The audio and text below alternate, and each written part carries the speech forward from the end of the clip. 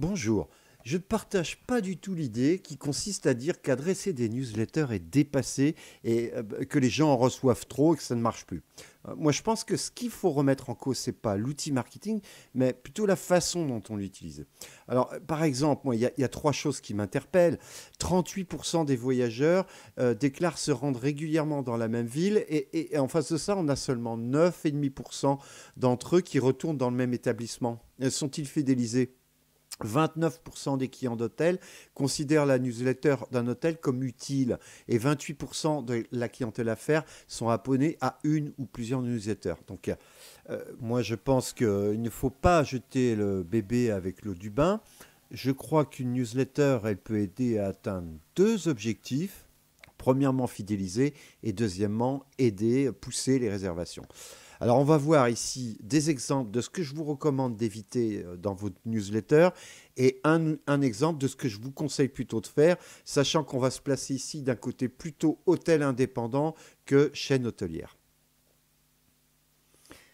Alors, un premier exemple, ici on a un beau visuel, hein, ça fait envie, mais à aucun moment je sens qu'on me parle amicalement. Mais qui m'écrit? Est-ce qu'on me dit bonjour? Est-ce que j'ai le sentiment qu'on s'adresse à moi et qu'on a pensé à moi pour m'écrire? On me parle tout de suite de réserver à la première ligne. Et si je poursuis la newsletter, je vois qu'il n'y a que de la promo. Hein, donc, alors en plus là, vaut mieux faire relire votre newsletter. Hein, c'est dommage de laisser passer une faute d'orthographe. Alors, deuxième exemple, ici c'est mieux, mais j'aurais préféré qu'on me dise cher ami au singulier, hein, et voir une équipe, un directeur d'hôtel. Alors, il est préférable de garder toujours la même bannière. Hein. Il faut que votre newsletter soit attribuable en un coup d'œil. Donc, créer une bannière spécifiquement pour Noël, c'est peut-être pas la meilleure idée. Si je me mets à la place d'un client français en plus, que je ne reconnais pas mon hôtel, je vois des dessins de Noël, un texte en anglais, j'ai l'impression que c'est une newsletter qui vient des États-Unis. Alors, comme en général, la bannière de la newsletter contient un texte. Il faut donc composer une version française et une version anglaise, puisque le minimum, c'est d'envoyer deux versions de newsletter, une en anglais et une en français. Alors, dans cet exemple, la carte que vous avez à jouer, en réalité, elle est liée à votre taille. Hein. Jouez la relation personnelle, la proximité, montrez l'empathie que vous avez pour votre client. Ici, les formulations sont trop marketing, trop centrées sur la vente. Il n'y a pas d'autre contenu que des incentives, voire du stress marketing. Hein. Voilà, par exemple, suite à des annulations, il nous reste encore quelques disponibilités. Hein. Bon. Avant de penser à vendre, pensez plutôt à ce qui peut intéresser votre client.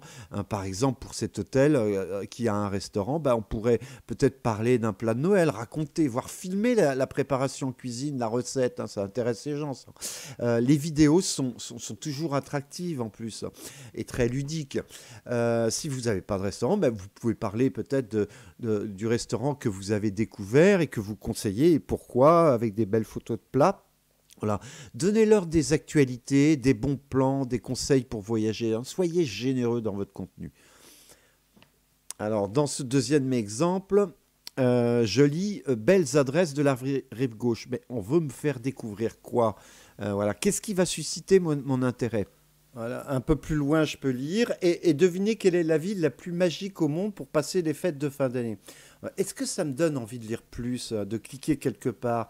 Je pense il faut vraiment travailler les teasers, hein, donner envie de cliquer. Par exemple, on aurait pu dire quelle surprise avons-nous préparée pour vous dans votre chambre d'hôtel pour Noël?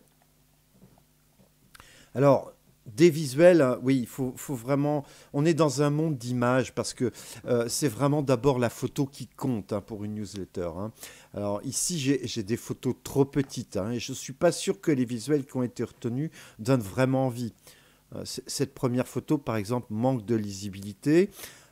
Ici, c'est mieux, mais je ne vois pas très bien ce qu'exprime cette photo. Il aurait fallu un visuel qui rende vraiment, hein, qui vende vraiment le réveillon de Nouvel An.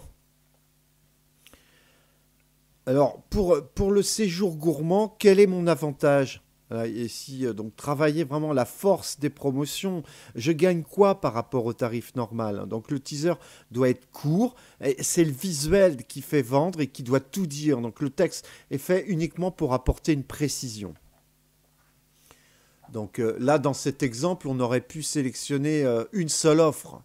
Par exemple, un petit déjeuner inclus. Donc, et on dit ça en une phrase. Petit déjeuner inclus, 2 points, moins 50% sur les petits déjeuners. Et je vous recommande de ne mettre en avant qu'une seule offre, hein. Au-delà de cela, les messages risquent de se télescoper et votre client ne retiendra rien. Ce qu'on recherche, c'est le clic de notre client. Donc il faut être clair, hein, comme lire notre article, voir les tarifs, réserver. Et dans un code graphique différent et bien visible, hein. Et si les photos sont bien choisies, les clients vont avoir envie de cliquer dessus. Il faut donc que les liens soient accessibles également depuis la photo. Alors, nous allons maintenant voir un exemple de ce que nous réalisons pour un de nos clients.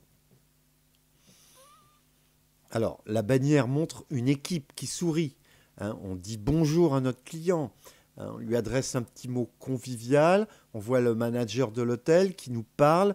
Je sens bien jouer la relation personnelle, la proximité, l'empathie.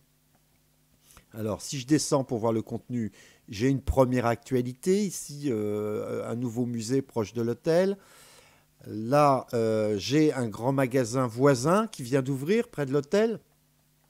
J'ai des teasers courts, j'ai des boutons qui sont bien visibles avec une invitation claire à l'action, hein. Et si je clique, alors je vois qu'il y a un article avec un vrai contenu, hein, une vidéo, des vidéos, dont une éditée par l'hôtel, hein, d'ailleurs. Euh, alors pour les promotions, revenons à la newsletter, je communique qu'une seule promotion avec un visuel, hein. Donc là, ça donne envie.